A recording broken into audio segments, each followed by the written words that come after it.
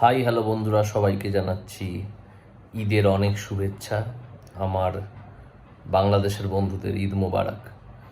তো আজকের ভিডিওটা মেনলি বাংলাদেশের ছবি নিয়েই হবে, তাই জন্য আমি স্পেসিফিক্যালি আমার বাংলাদেশের বন্ধুদেরকে প্রথমেই অ্যাড্রেস করলাম।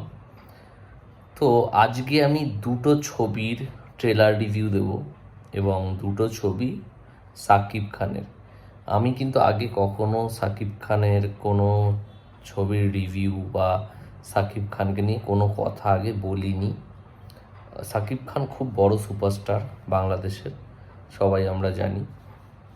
এবং এখন ইদানিং যে সিনেমাগুলো উনি করছেন, প্রিয়তমা, তারপরে এবার দরদ, তারপরে এখন যেটা আসছে তুফান, তো এই ছবিগুলো তিনটে ছবি কিন্তু বেশ একটা ফ্রেশ জিনিস আনছে এবং নতুনত্ব নিয়ে আসছে বাংলাদেশের ছবিতে। ছবির উন্নতি করার চেষ্টা করছেন উনি, যেটা খুবই পজিটিভ, খুবই ভালো।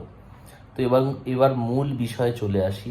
তুফানের আমি ট্রেলারটা দেখলাম এবং আমার মনে হয় তুফান রিলিজও করে গেছে বাংলাদেশে।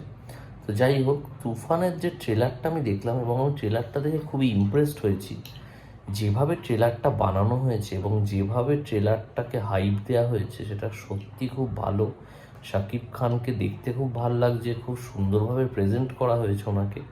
যদিও ছবিটা দেখে কেজিএফের একটা ভাইব আসছে, কিন্তু তাছাড়াও যে স্কেলটা বাংলাদেশের ছবি রিচ করছে সেটা সত্যি খুব প্রশংসা।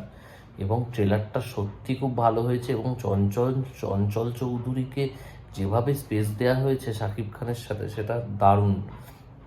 মানে যে ডায়লগটা আছে যে স্যার একটা সুযোগ দিন, একদম খেয়ে দেব, তুফানকে খেয়ে দেব, এই ডায়লগটা কিন্তু দারুণ লাগছে।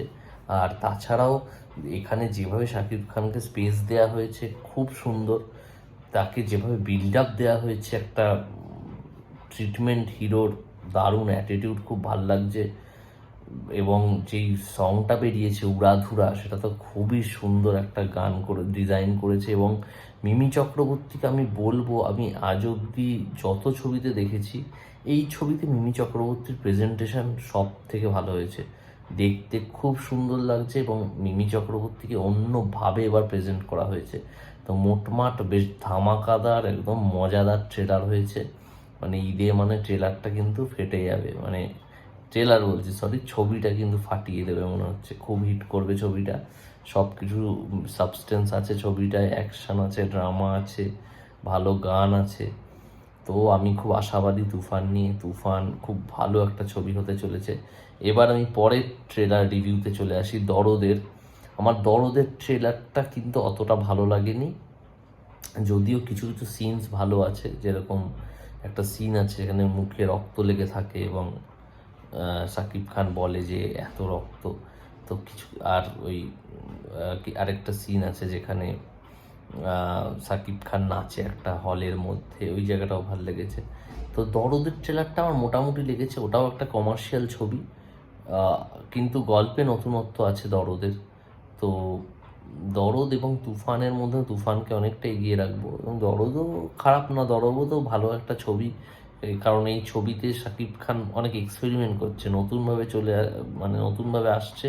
এবং এই ছবিটা ডাবল রোল আছে মনে হচ্ছে দরদে, বা এটা কোনো একটা যদি আপনারা দেখে থাকেন অপরিচিত ছবিটা, সেরকম কোনো সাইকোলজিক্যাল থ্রিলার হতে পারে।